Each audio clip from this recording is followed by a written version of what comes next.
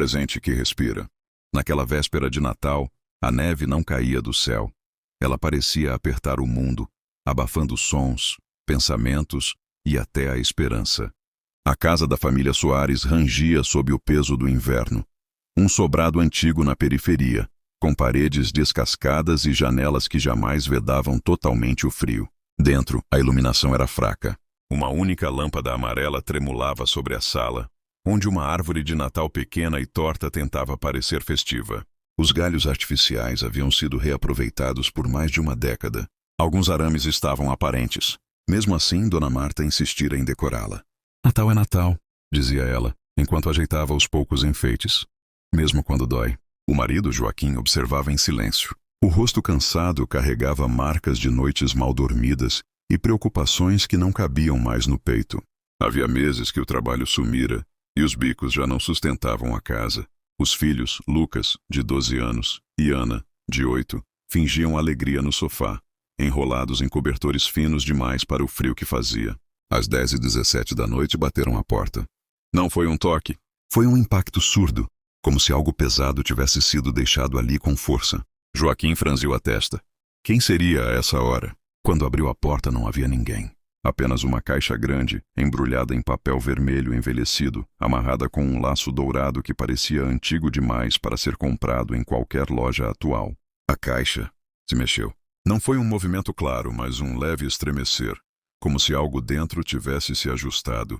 "Deve ser o vento", murmurou Joaquim, embora soubesse que não havia vento algum naquela noite. Ele puxou a caixa para dentro. O papel estava morno, quase quente. Ana bateu palmas. "É pra gente, mesmo?" Não havia cartão, nenhum nome, nenhuma explicação. A caixa foi colocada diante da árvore. Marta fez o sinal da cruz, mais por instinto do que por fé. "Seja lá quem mandou, obrigado." Ao abrirem, encontraram um boneco antigo de Papai Noel, feito de tecido grosso, barba amarelada e olhos de vidro escurecidos. O rosto estava costurado com um sorriso rígido, levemente torto. Vestia um casaco vermelho desbotado, manchado em alguns pontos por algo que lembrava ferrugem seca. Velho", disse Lucas desapontado. Ana, porém, aproximou-se encantada. "Ele parece que está respirando." Todos riram, um riso curto, nervoso. O boneco foi colocado ao lado da árvore, sentado em uma cadeira pequena. Às 11h03 a luz piscou. Quando voltou, o boneco estava em pé. "Joaquim?" chamou Marta. "Você mexeu nisso?" "Não." Lucas engoliu em seco. "Eu acho que ele estava sentado." "Vocês estão se impressionando", disse Joaquim, tentando manter a voz firme. "É só um boneco." Mesmo assim, ele o colocou novamente sentado. Às 11h41, Ana foi beber água. Ela nunca voltou. O copo caiu no chão da cozinha, quebrando-se em silêncio absoluto. Nenhum grito, nenhum pedido de ajuda. A família chamou, procurou, revirou a casa. Nada. Quando voltaram para a sala, o boneco estava novamente em pé. E na árvore, entre duas bolas rachadas, pendia um novo enfeite. Era pequeno, redondo. Parecia feito de porcelana. Tinha olhos. E eles piscavam. Marta caiu de joelhos, o ar fugindo dos pulmões quando reconheceu os cílios.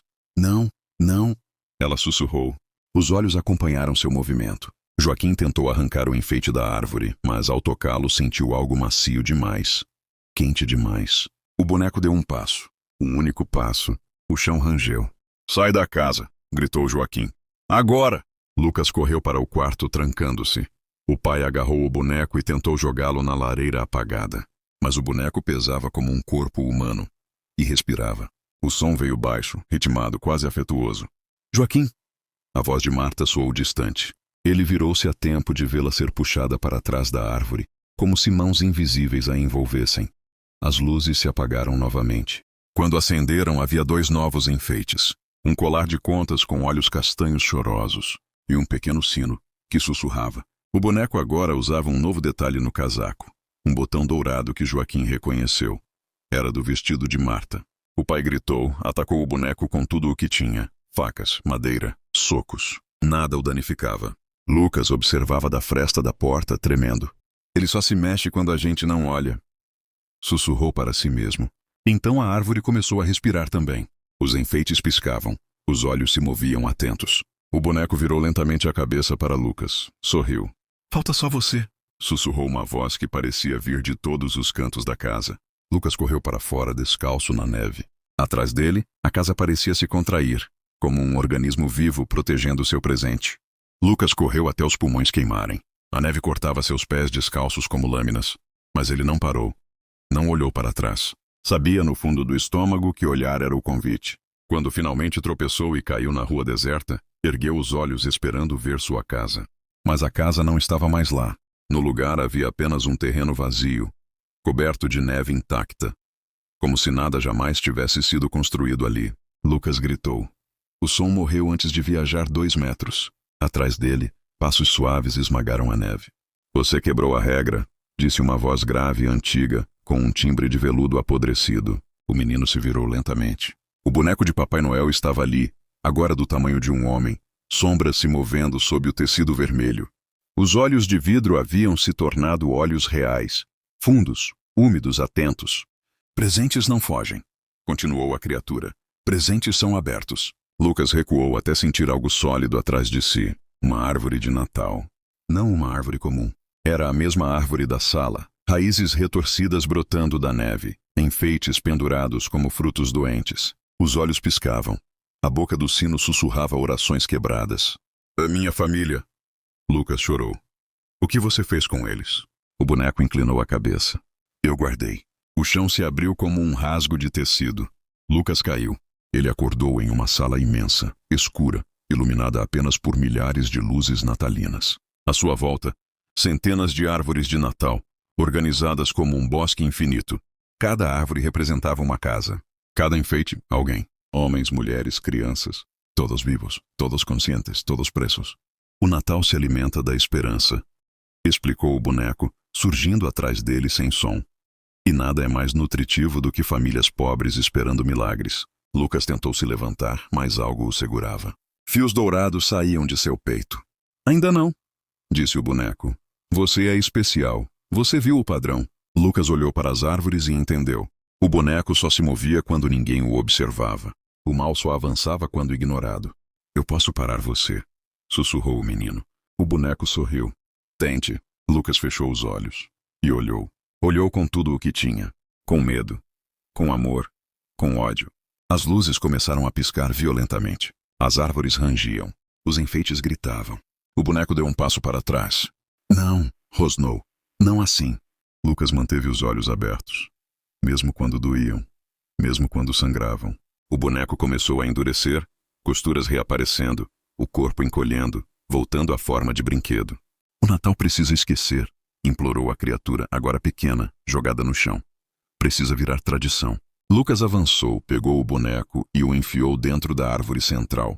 A árvore começou a queimar, não em chamas, mas em luz. Uma a uma, as árvores desapareceram. Os enfeites caíram no chão. Inertes. Silêncio. Lucas acordou em um hospital no dia 26 de dezembro. Você foi encontrado desacordado na rua, disse a enfermeira. Sozinho. Ele perguntou pelos pais, pela irmã. Não havia registros. Nenhuma família Soares. Nenhuma casa. Antes de sair, Lucas pediu para ir ao banheiro. No espelho, notou algo pendurado em seu pescoço. Um fio dourado. Em casa, semanas depois, Lucas tentou esquecer. Cresceu. Sobreviveu. Na véspera de Natal seguinte, alguém bateu à sua porta. Havia uma caixa vermelha no chão. Dentro dela, um enfeite. Pequeno. Redondo. Com olhos idênticos aos dele. O piscar de Natal soou ao longe. A ceia dos ausentes. A neve começava sempre do mesmo jeito. Primeiro, um silêncio estranho, como se o mundo prendesse a respiração. Depois, flocos tímidos, quase delicados demais para justificar o frio que se infiltrava nos ossos. Por fim, a nevasca de verdade, espessa, insistente, cobrindo tudo com a mesma brancura impiedosa que um dia havia engolido sua família inteira. Helena observava pela janela da sala, com a testa apoiada no vidro gelado, enquanto o céu se fechava outra vez sobre a pequena cidade encravada nas montanhas. Era véspera de Natal. Sempre era. A casa permanecia exatamente como fora 22 anos atrás. Os móveis de madeira escura, o relógio antigo marcando as horas com um tic-tac paciente demais, os retratos na parede, sorrisos congelados de um tempo em que a palavra ausência ainda não fazia sentido. O cheiro de pinho da árvore de Natal misturava-se ao aroma pesado do peru no forno, das batatas assando lentamente, da farofa com passas que ninguém gostava, mas que ela sempre preparava. Helena enxugou as mãos no avental bordado à mão e voltou para a cozinha. Ainda falta um pouco, murmurou para ninguém, ou para todos. A mesa da sala de jantar estava posta para 8 pessoas. 8 pratos brancos alinhados com precisão quase obsessiva. 8 conjuntos de talheres polidos até refletirem a luz amarelada do lustre. 8 copos de cristal que jamais eram usados em qualquer outra ocasião. Ela poderia montar a mesa no escuro. Sabia exatamente onde cada um se sentava. Na cabeceira, o lugar de Arthur, seu marido. À direita dele, Clara, a filha mais velha, sempre ereta, sempre corrigindo a postura de todos. Ao lado, os gêmeos, Lucas e Miguel, inseparáveis até no jeito de rir. Do outro lado da mesa, Dona Esther, a sogra, que reclamava da comida antes mesmo de provar. Depois vinha Daniel, o cunhado. E por fim Sofia, a caçula, com apenas 7 anos quando... Helena fechou os olhos. Não, ainda não. O relógio bateu 6 horas. Era cedo, mas eles nunca gostaram de atrasos. Ela acendeu as velas uma a uma, mesmo sabendo que não precisava. A eletricidade funcionava, embora a cidade inteira parecesse abandonada naquela época do ano. Ainda assim, as velas faziam parte do ritual. Sempre fizeram. Quando terminou, ficou parada diante da mesa, observando as cadeiras vazias. Já podem chegar, disse em voz baixa. O vento uivou do lado de fora, fazendo as janelas vibrarem levemente. Helena sorriu. Ninguém mais falava sobre o acidente. A estrada havia sido reaberta, o barranco reforçado, a curva sinalizada com placas refletivas. Os jornais antigos, amarelados pelo tempo, ainda mencionavam a tragédia de uma família inteira que perdera a vida numa noite de Natal, quando o carro derrapou na neve e despencou no abismo. Exceto ela. Helena sobrevivera porque ficara em casa naquela noite, preparando a ceia. Tivera uma crise de enxaqueca, lembrava-se vagamente. Arthur insistira que ficaria tudo bem, que voltariam cedo da casa da irmã. Nunca voltaram. Durante meses, Helena não conseguiu entrar na sala de jantar. Depois, não conseguiu tirar a mesa posta. E então, passou a preparar a ceia novamente. Primeiro por hábito, depois por necessidade. No primeiro Natal após o acidente, ouviu um barulho, talheres se tocando. Pensou ter sido imaginação. Luto faz isso com a mente. No segundo ano, ouviu passos. No terceiro, cadeiras sendo arrastadas. No quarto ano, sentiu mãos frias tocarem as suas enquanto servia o prato principal. E nunca mais pararam de vir. Naquela noite, tudo parecia mais intenso. Enquanto colocava o peru dourado sobre a mesa, Helena percebeu que uma das cadeiras não estava exatamente onde deixara. 1 centímetro afastada, talvez 2. Ela engoliu em seco. Arthur? Chamou quase num sussurro. Nenhuma resposta. Mas o ar ficou pesado, gelado. A chama das velas tremulou, inclinando-se como se alguém tivesse passado por entre elas. Helena voltou à cozinha, sentindo o coração acelerar. Pegou a concha para servir o molho e, ao se virar, ouviu claramente o som de um prato sendo puxado sobre a madeira. Vocês chegaram cedo hoje, disse, tentando manter a voz firme. O som de respirações surgiu, não exatamente humanas, como se o ar fosse forçado para dentro de pulmões que haviam esquecido como funcionar. Quando voltou à sala, a primeira cadeira estava ocupada. A figura era translúcida, pálida demais, com contornos borrados, como uma fotografia antiga mal revelada. O rosto de Arthur estava ali, mas errado. Os olhos fundos demais, a pele azulada, o pescoço torto num ângulo impossível. Ele não falou. Apenas ergueu lentamente o garfo e bateu levemente no prato. Helena sentiu lágrimas escorrerem, mas sorriu. Vou trazer o molho, disse. 1 a 1, eles surgiram. Clara apareceu com o vestido vermelho que usara na última ceia, embora agora estivesse rasgado na altura do peito, revelando uma mancha escura que não parecia sangue. Parecia ausência. Os gêmeos sentaram juntos, os rostos marcados por rachaduras finas, como porcelana prestes a se partir. Sofia foi a última. A criança olhou para Helena com olhos enormes e vazios e abriu um sorriso largo demais para um rosto tão pequeno. Mamãe, sussurrou, embora sua boca não se movesse. Helena deixou cair a concha no chão. Eu senti saudade, respondeu, ajoelhando-se diante dela. A menina estendeu a mão. Era gelada como neve recém-caída. Eles comiam em silêncio. Os garfos subiam e desciam ritmicamente, mas os pratos não esvaziavam. A comida parecia atravessar seus corpos, desaparecendo antes de tocar o fundo. Helena observava tudo, o coração oscilando entre êxtase e terror. Era isso que ela sempre quisera. Mais uma ceia, mais um Natal juntos. mas algo estava diferente. Arthur bateu o garfo no prato outra vez. Helena se sobressaltou. O molho? Perguntou ela confusa. Clara inclinou a cabeça, num movimento brusco demais, e seus lábios se abriram num sorriso fino. Está fraco, disse com uma voz que parecia vir de muito longe. Os outros assentiram em uníssono. Eu posso melhorar, respondeu Helena apressada. Vou ver o que posso fazer. Na cozinha, suas mãos tremiam tanto que mal conseguiu segurar a faca. Foi então que percebeu o corte em seu dedo. Um pequeno fio de sangue escorreu e pingou dentro da panela do molho. O cheiro mudou instantaneamente. Ficou mais rico, mais profundo. Helena arregalou os olhos. Não, murmurou. Mas quando voltou à mesa, todos a observavam com atenção renovada. Arthur sorriu. Está melhor, disse ele após a primeira colherada. Os outros começaram a comer com mais avidez. Pela primeira vez, Helena viu os pratos esvaziarem de verdade. Ainda falta, disse Dona Esther, a sogra, limpando os lábios inexistentes. Sempre falta. Helena sentiu um aperto no peito. O que vocês querem? Perguntou. Lucas e Miguel inclinaram-se para a frente, os olhos brilhando num reflexo doentio da luz das velas. Você sabe, disseram juntos. Ela recuou. Eu dei tudo o que podia. Arthur levantou-se lentamente. Seu corpo rangia, como se ossos quebrados se ajustassem a cada movimento. Não tudo. Ele estendeu a mão. Helena olhou para o próprio braço, e então entendeu.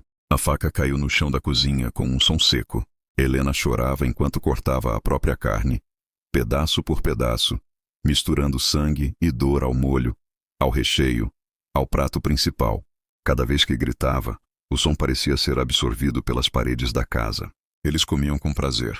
A cada pedaço servido, seus contornos tornavam-se mais nítidos, mais sólidos, mais vivos. Helena sentia o corpo enfraquecer, mas não parava. Só mais um, implorava Sofia. É Natal. Quando finalmente caiu de joelhos, pálida, exausta, percebeu que havia algo errado. As cadeiras não estavam mais ocupadas apenas por vultos. Eles respiravam. O relógio bateu meia-noite. Arthur se inclinou sobre ela e sussurrou. Ano que vem, será a sua vez de sentar à mesa. Helena sorriu, o sangue escorrendo pelo chão. Eu estarei aqui, respondeu. A porta da frente se abriu sozinha. A neve entrou na casa. E pela primeira vez em 22 anos, uma cadeira permaneceu vazia. Helena a observava do chão com a visão turva, enquanto o sangue se espalhava lentamente pelas tábuas de madeira. A neve continuava entrando pela porta aberta, acumulando-se no tapete da sala como um sudário branco.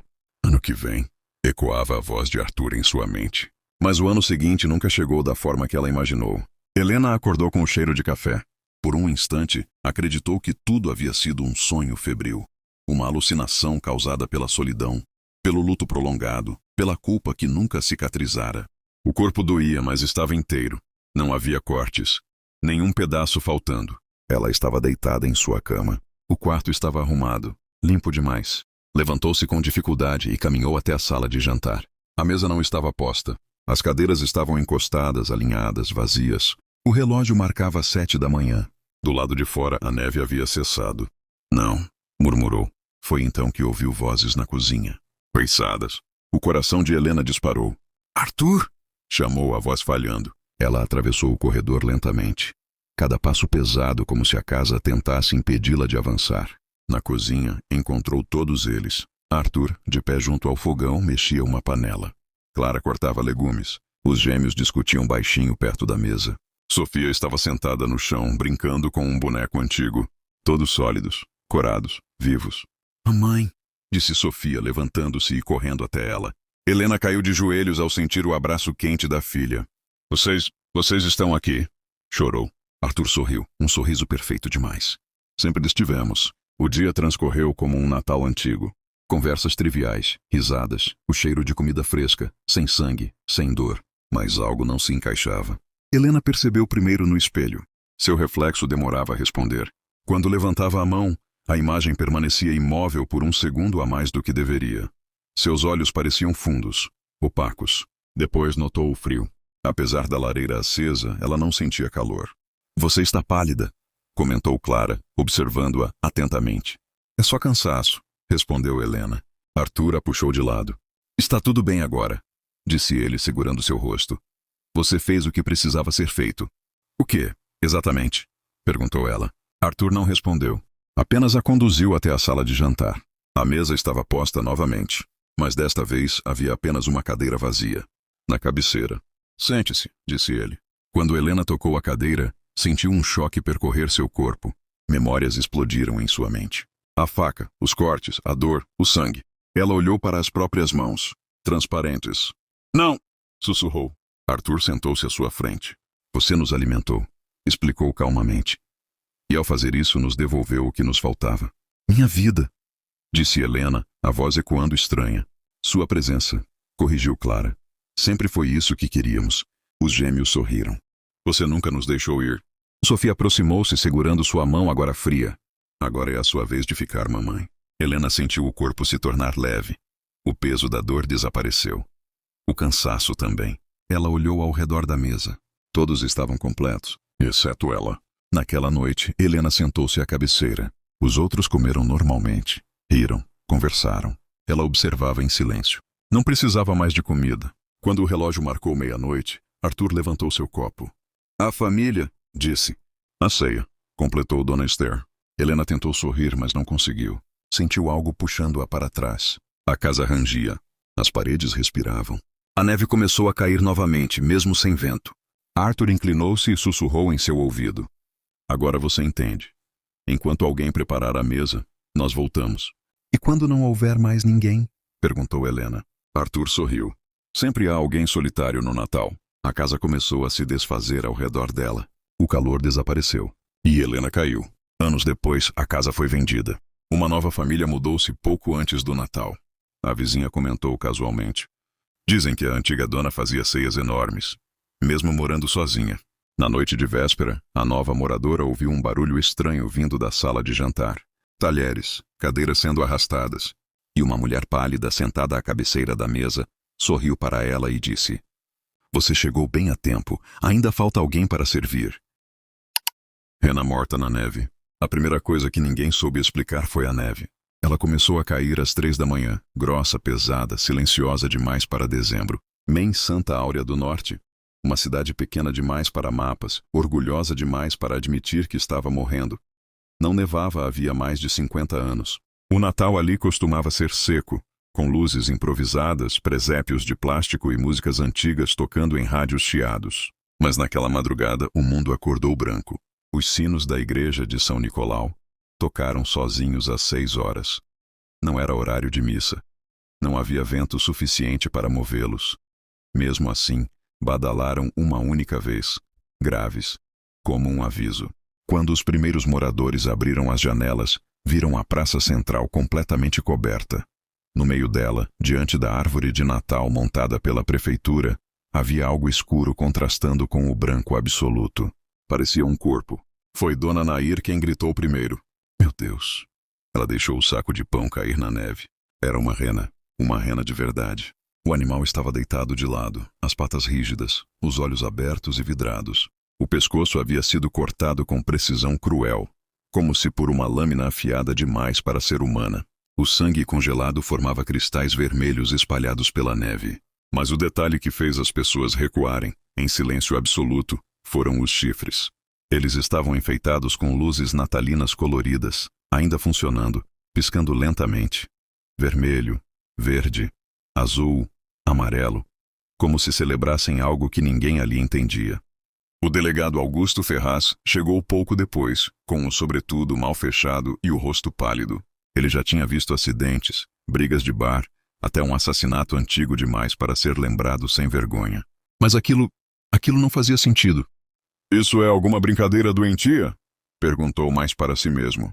Não existe rena por aqui, murmurou o padre Elias, que observava a cena com a mão trêmula segurando o rosário. Elas não pertencem a este mundo. Não mais. A prefeitura tentou controlar o pânico. Disseram que alguém trouxera o animal de outra cidade, que era um trote, um marketing de Natal que saiu errado. Mandaram cobrir o corpo e desligar as luzes.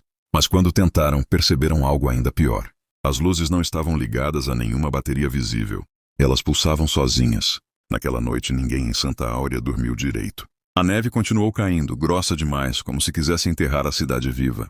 Às 11h47, os cães começaram a uivar ao mesmo tempo. À meia-noite, o segundo corpo apareceu. Outra rena, Desta vez, caída na rua lateral da igreja, também com o pescoço cortado, também com luzes piscando nos chifres. Mas havia algo diferente.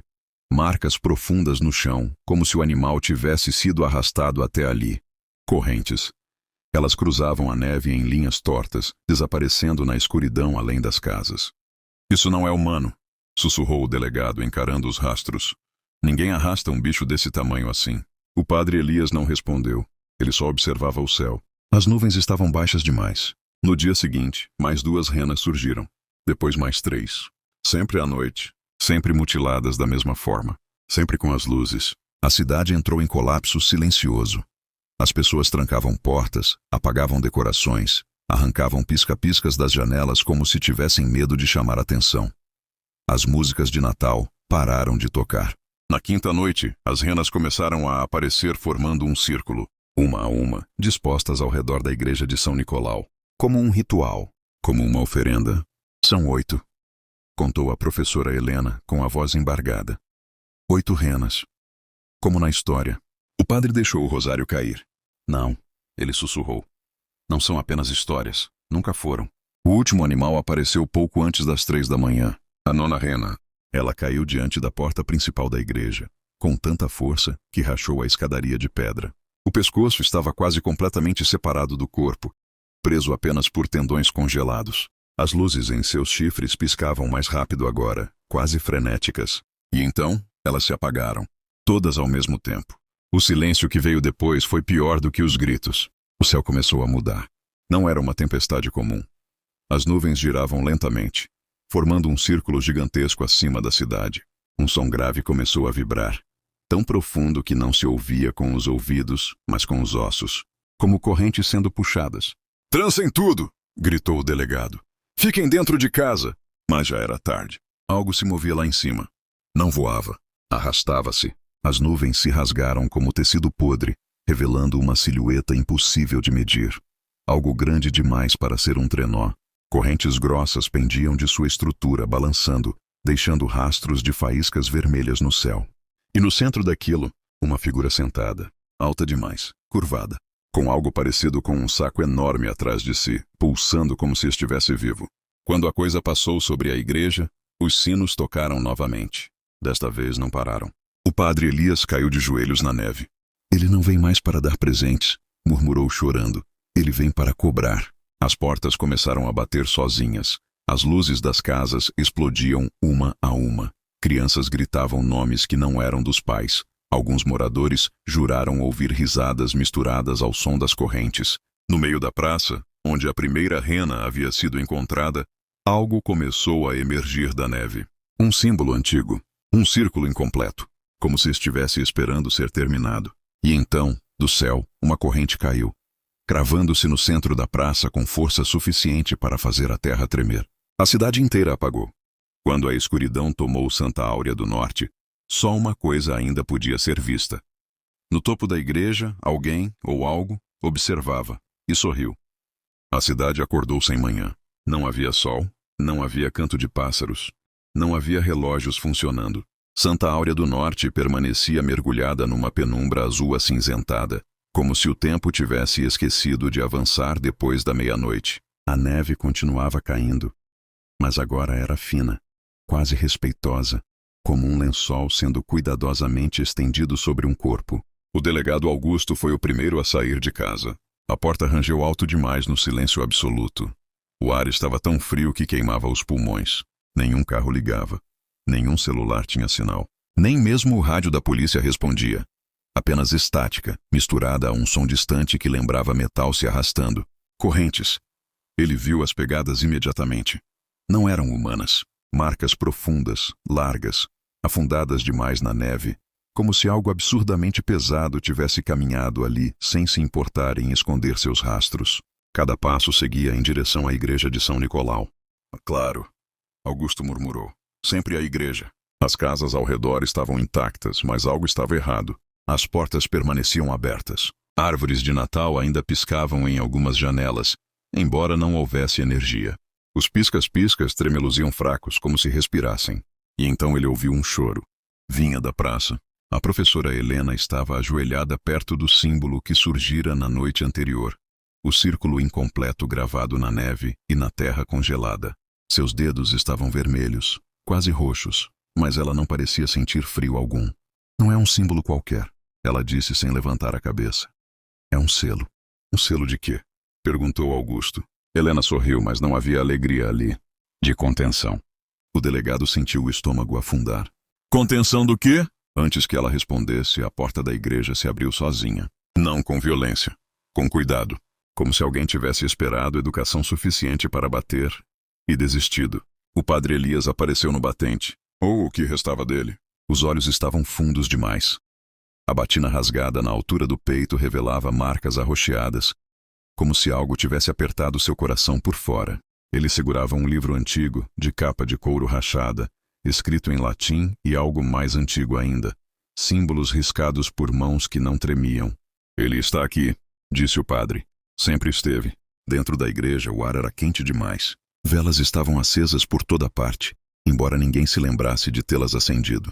O altar estava coberto por neve derretendo lentamente, formando poças que refletiam o teto. E algo mais, se movendo lá em cima. O que você fez? Perguntou Augusto. O que eu deveria ter feito há 30 anos, respondeu Elias, quando eles fizeram o primeiro pacto. Helena entrou, seguida por mais alguns moradores, atraídos pela curiosidade e pelo medo. O padre abriu o livro numa página marcada por sangue seco. São Nicolau, ele começou. Não foi apenas um santo. Antes da lenda, antes do vermelho, antes do riso, ele era um guardião. O chão tremeu levemente. Guardião de quê? Alguém perguntou. O padre engoliu em seco. De algo que vive no inverno. Algo que precisa ser lembrado para permanecer preso. As velas piscaram. Do lado de fora, um som ecoou pelo céu. As renas não eram dele. Elias continuou. Eram o sacrifício, o pagamento anual. Mas Santa Áurea esqueceu. O delegado lembrou-se de algo que não pensava havia décadas. Uma tradição antiga da cidade, abandonada antes mesmo de ele nascer. Uma procissão estranha, sem explicação, realizada sempre na véspera de Natal, envolvendo luzes, cânticos e animais. Meu pai falava disso, murmurou Augusto. Diziam que era crueldade, que não fazia sentido. Fazia, respondeu o padre. Fazia todo o sentido. Um grito cortou o ar. Veio da torre da igreja. Todos olharam para cima a tempo de ver algo se mover atrás do vitral. Uma sombra enorme, com chifres e correntes. O vitral explodiu para dentro, espalhando estilhaços coloridos pela nave. A coisa não entrou inteira, apenas parte dela. Uma corrente grossa caiu no chão, se arrastando sozinha, viva, deixando marcas de ferrugem na pedra. No fim da corrente havia um sino, antigo, idêntico ao da torre. Ele está desmontando a igreja, Helena sussurrou, tirando as proteções. O padre caiu de joelhos. Ainda há um jeito. Qual? Gritou Augusto. Elias levantou o olhar, e seus olhos não pareciam mais humanos. Completar o círculo. O chão da praça tremeu novamente, desta vez mais forte. Do lado de fora, moradores começaram a gritar. As luzes natalinas das casas se acenderam todas ao mesmo tempo, piscando num ritmo frenético, formando linhas que convergiam para a praça central. O símbolo incompleto começou a brilhar sob a neve. Falta o último sacrifício, disse o padre. Não uma rena. Então o quê? Perguntou Helena. O silêncio respondeu. Lá fora, algo gigantesco começou a descer do céu, puxando suas correntes, dobrando o espaço ao redor como se o mundo fosse frágil demais para sustentá-lo. E no meio da praça, a neve começou a se mover, como se algo estivesse tentando nascer. A coisa tocou o chão sem som. Não houve explosão, nem vento, nem grito. Apenas o peso absoluto fazendo a praça afundar alguns centímetros, como se o mundo tivesse aceitado aquilo sem resistência. As correntes se soltaram uma a uma, rastejando pela neve até formarem o círculo completo ao redor da igreja. O símbolo brilhou. O padre Elias saiu cambaleando, seguido por Augusto e Helena. No centro da praça, a neve se abriu como carne rasgada, revelando um altar antigo, esquecido sob a cidade. Nele estavam gravados nomes, centenas deles. Todos que foram oferecidos, sussurrou Helena. Ao longo dos anos, o padre ajoelhou-se diante do altar. Sempre foi assim, disse ele. Um guardião para muitos. Um esquecimento pago com sangue. Augusto deu um passo à frente. Então acaba hoje. Antes que alguém pudesse impedi-lo, o delegado entrou no círculo. As correntes se ergueram, vivas, envolvendo seu corpo com cuidado quase respeitoso. Não houve luta, apenas aceitação. Diga às crianças, ele começou, a voz falhando. Diga que o Natal ainda existe. A criatura inclinou a cabeça e então puxou. Quando tudo terminou, o círculo se fechou sozinho. As correntes se retraíram para o céu, levando consigo o peso, o horror e o nome de Augusto gravado no altar. A neve parou de cair. As luzes da cidade se apagaram de vez. Na manhã seguinte, Santa Áurea acordou sem vestígios das renas, sem símbolo algum na praça, sem marcas no céu. Apenas a igreja de São Nicolau permanecia, com um novo sino pendurado na torre, feito de ferro antigo, e gravado em sua superfície um nome recém-esculpido, Ferraz. Naquela noite, quando o sino tocou pela primeira vez, alguém jurou ouvir correntes muito distantes. E um riso grave, satisfeito, ecoando pelo inverno. Cartas para o Papai Noel. No Natal em que sua mãe desapareceu, Clara tinha 7 anos, e ainda acreditava em milagres. A casa estava cheia de luzes naquele 24 de dezembro. Pisca-piscas coloridos serpenteavam pelas paredes. O cheiro de rabanada e pinheiro artificial se misturava ao perfume doce que a mãe sempre usava. Às 11h47 da noite, enquanto Clara dormia no sofá com um gorro escorregado sobre os olhos, ouviu a voz da mãe dizer que ia buscar mais papel de presente no carro. Ela nunca voltou. A polícia falou em sequestro, o pai em acidente, a avó em castigo divino. Clara aprendeu cedo que adultos usam palavras grandes para esconder o medo. O Natal seguinte foi silencioso, sem árvore, sem ceia, sem risos. Mesmo assim, naquela noite, Clara escreveu uma carta. Querido Papai Noel, eu fui boazinha, não quero brinquedo, só quero minha mamãe de volta. Dobrou o papel com cuidado e colocou dentro de uma meia velha, pendurada na maçaneta do quarto. Na manhã seguinte, não havia doces nem brinquedos. Apenas um pacote retangular, embrulhado em papel pardo, sem etiqueta, sem laço. Dentro, uma fita VHS. Clara franziu a testa. O videocassete estava guardado no porão havia anos. Mesmo assim, ela o ligou. A imagem surgiu granulada, tremida. Era a sala da própria casa, o mesmo sofá, a mesma árvore. A data no canto da tela piscava. 24/12/23:49.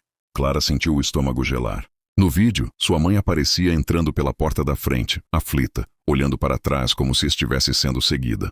Antes que pudesse fechar a porta, uma mão enluvada de vermelho surgia no quadro. Forte demais, rápida demais.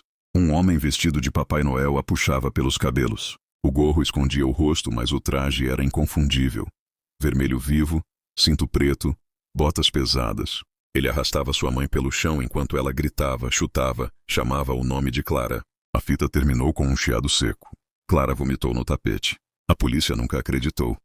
Disseram que era uma brincadeira de mau gosto, uma montagem. O pai, devastado, arrancou a fita das mãos da filha e a quebrou em 2 pedaços, jurando que aquilo nunca mais entraria naquela casa. Mas todo Natal seguinte algo entrava. Quando Clara tinha 9 anos, encontrou outra fita. Desta vez, deixada sob a árvore que o pai, contra a vontade, havia montado por tradição. A data era diferente, 24/12/0112. A gravação mostrava um corredor escuro, não o da casa deles. Ainda não. A câmera se movia como se alguém andasse lentamente, respirando pesado. Em certo momento, uma porta se abria. Dentro, sua mãe estava sentada no chão, mais magra, os cabelos sujos, os olhos fundos. Ela olhava diretamente para a câmera. Clara, sussurrava. Ele está ouvindo. Antes que dissesse mais, o Papai Noel surgia atrás dela e desligava a câmera com uma mão enorme, manchada de algo escuro. No terceiro Natal, Clara já não acreditava em coincidências. A fita mostrava agora o quarto da mãe, exatamente como fora deixado após o desaparecimento. O homem de vermelho passava a mão pelas coisas dela, cheirava suas roupas, ria baixinho. Ao fundo, ouvia-se um relógio marcando o tempo. No quarto Natal, a gravação mostrava a escada da casa.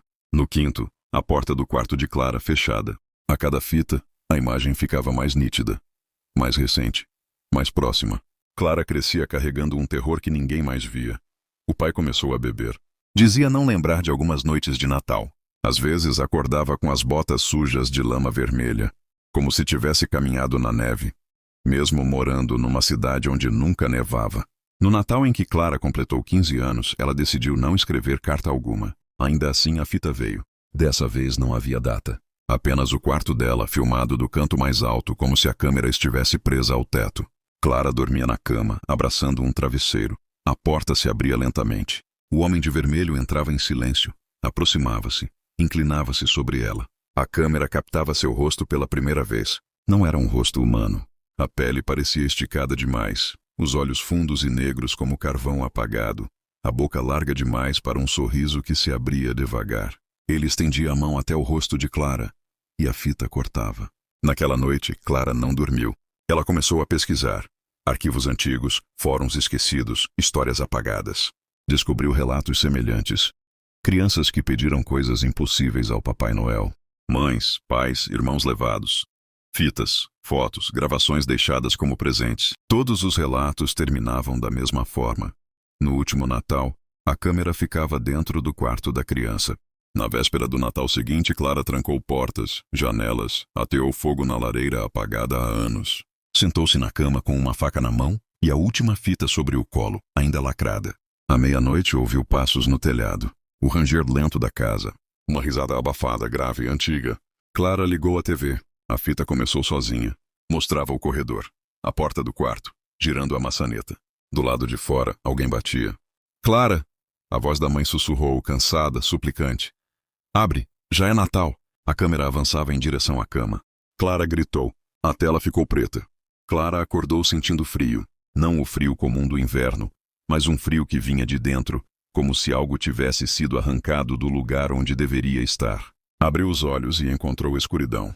Não havia teto, nem paredes reconhecíveis, apenas um espaço amplo, mal iluminado por luzes amareladas que piscavam como lâmpadas antigas prestes a queimar. O cheiro era o primeiro aviso. Mofo, poeira, ferrugem e pinho artificial.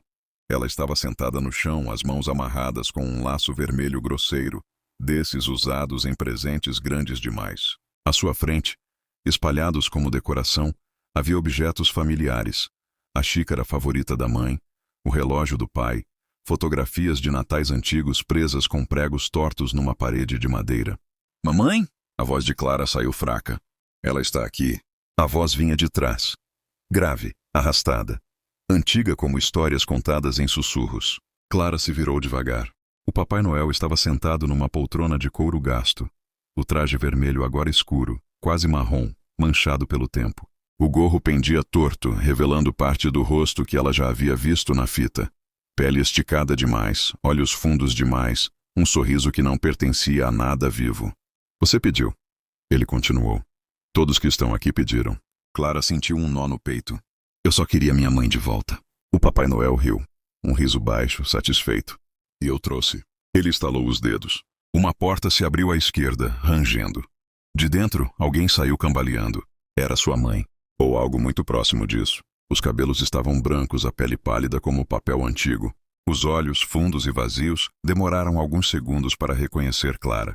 Quando reconheceram, lágrimas escorreram, lentas, pesadas.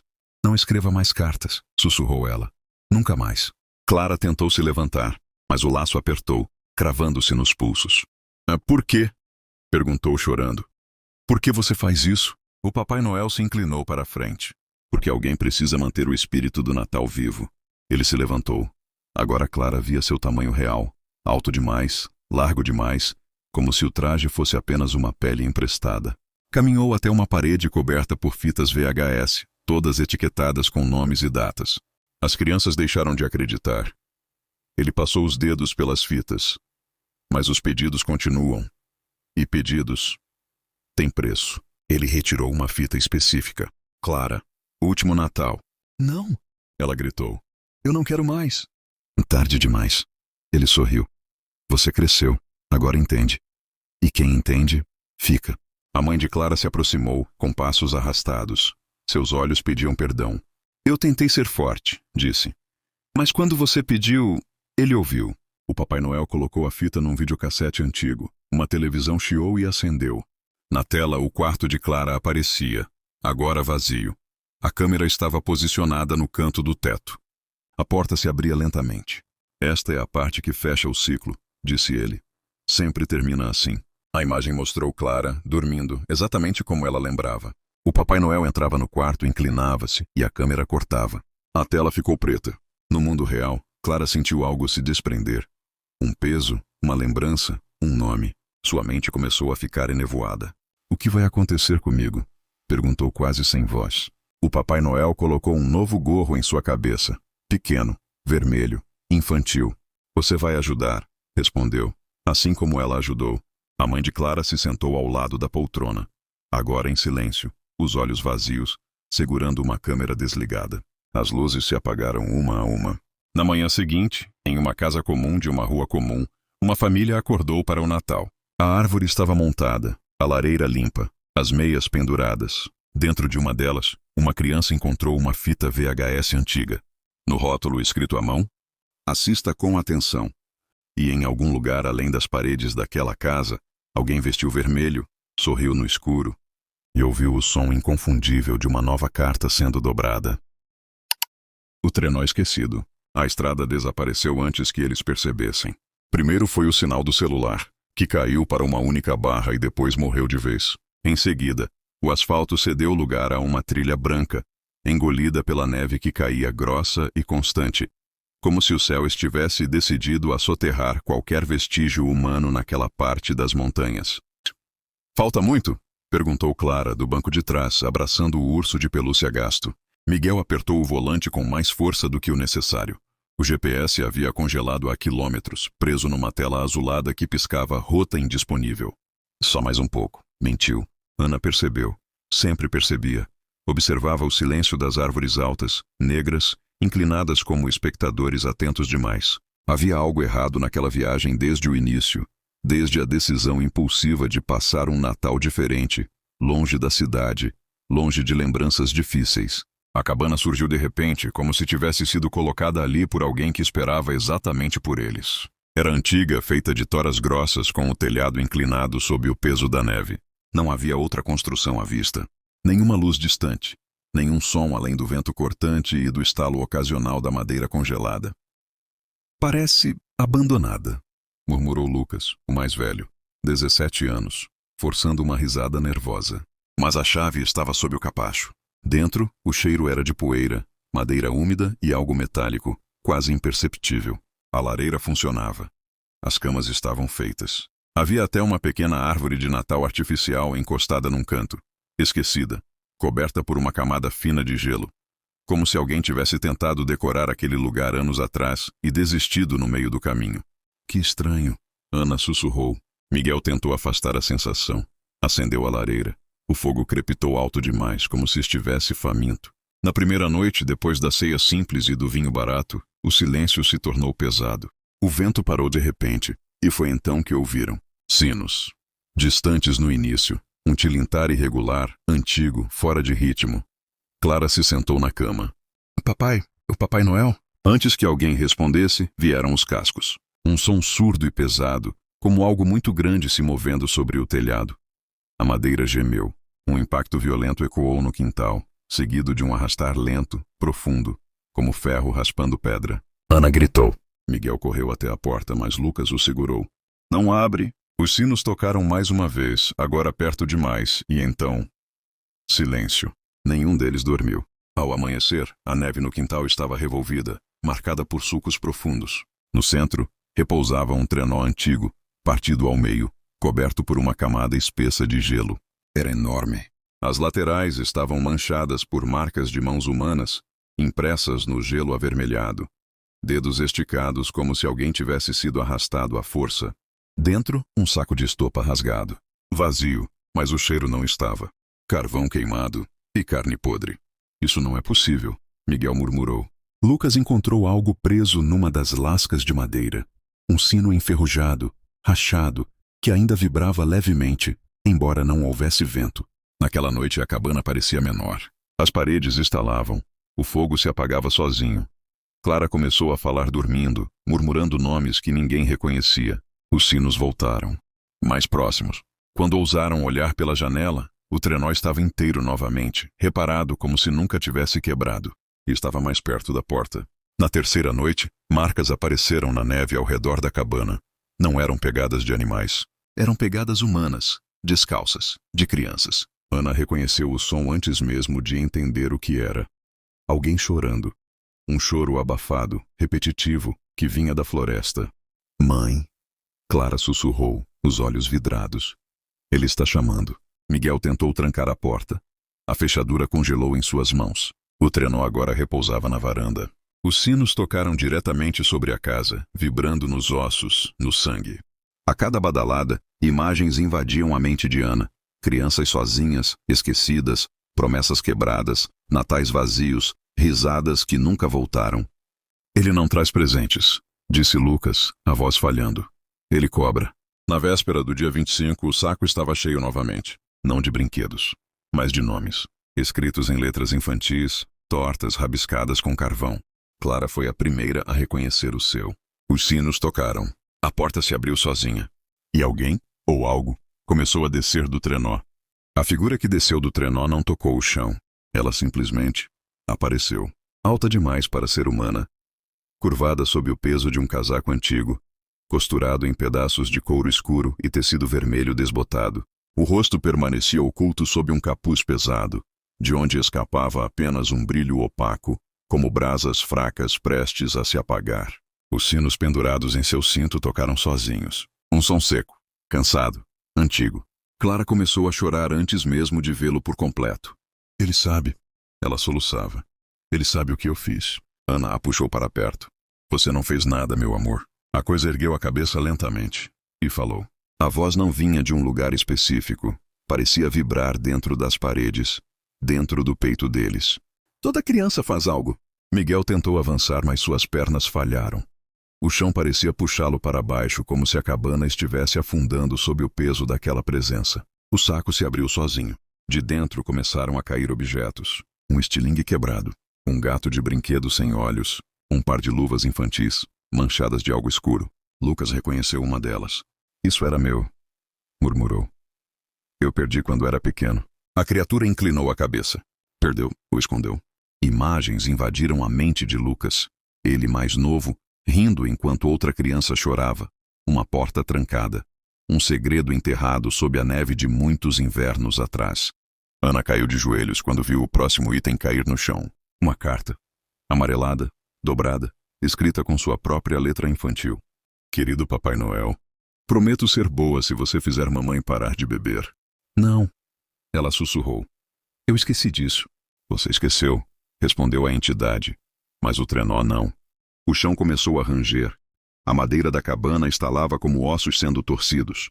Do lado de fora, sombras surgiam entre as árvores, pequenas, tortas, imóveis demais. Crianças. Ou o que restou delas. O que você quer? Miguel gritou. A criatura deu um passo à frente. O ar ficou gelado, queimando os pulmões. Equilíbrio. O trenó se moveu sozinho, aproximando-se da porta aberta. As marcas de sangue na neve começaram a desaparecer, sugadas de volta para a madeira. Toda promessa quebrada precisa ser paga. Toda fé abandonada deixa algo para trás. Clara se levantou devagar. Se eu for, você deixa eles. O silêncio que se seguiu foi pior do que qualquer resposta. A entidade se agachou diante dela. Pela primeira vez, parte do rosto emergiu das sombras. Pele rachada como gelo antigo, olhos fundos demais, carregando séculos de decepção. Ainda acredita? Clara assentiu, tremendo. Então suba no trenó. Ana gritou. Miguel tentou correr. O sino tocou uma última vez. E tudo ficou branco. Quando Miguel acordou, o sol nascia pálido por entre as árvores. A cabana estava intacta. Nenhum trenó. Nenhuma marca na neve. Clara havia desaparecido. Miguel passou o dia inteiro procurando. Gritou o nome de Clara até a garganta sangrar. Entrou na floresta ignorando o frio, o cansaço, a razão. Ana e Lucas tentaram acompanhá-lo, mas a neve parecia se reorganizar, confundindo caminhos, fechando trilhas, empurrando-os sempre de volta para a cabana. Era como se o mundo não permitisse que eles fossem longe demais. Quando a noite caiu, o sino voltou a tocar. Não vinha de fora, vinha de dentro da casa. O sino enferrujado sobre a mesa começou a vibrar, rachando a madeira sob ele. Cada badalada trazia um sopro de ar gelado e imagens que não eram lembranças. Eram cobranças. Lucas foi o primeiro a cair. Ele viu novamente o menino que empurrou no lago congelado anos atrás. Lembrou do riso nervoso, do segredo guardado, da mentira repetida até acreditar nela. Eu era só uma criança. Lucas chorava. Eu não sabia. Sabia o suficiente para esconder, respondeu a voz, agora ecoando nas paredes. A porta se abriu sozinha.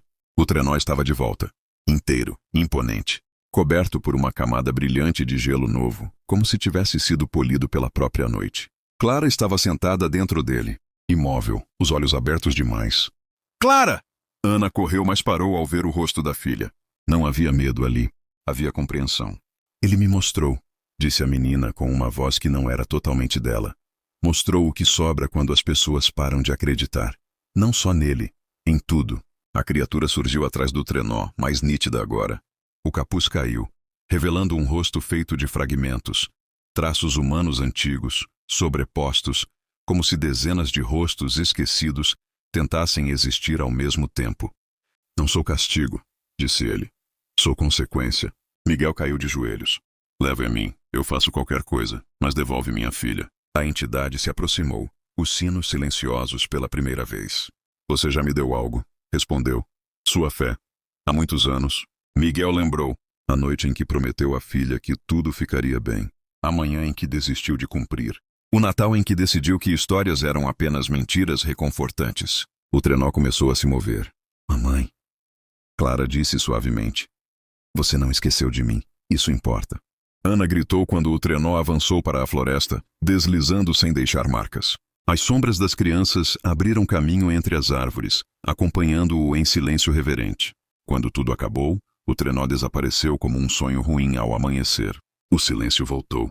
Sem sinos, sem vento. Na manhã do dia 25, a estrada havia reaparecido. A cabana parecia comum, velha, inofensiva. A polícia nunca encontrou vestígios de Clara. Anos se passaram. Miguel nunca voltou a sorrir. Ana nunca desmontou a árvore de Natal. Lucas nunca contou a ninguém o que viu naquela noite. E em todas as cidades próximas às montanhas começou a surgir um boato antigo renovado. Que em noites muito silenciosas de Natal, quando ninguém mais acredita em promessas, é possível ouvir sinos cansados ecoando na neve, e que o trenó não vem para dar presentes. Ele vem buscar aquilo que foi esquecido, para sempre.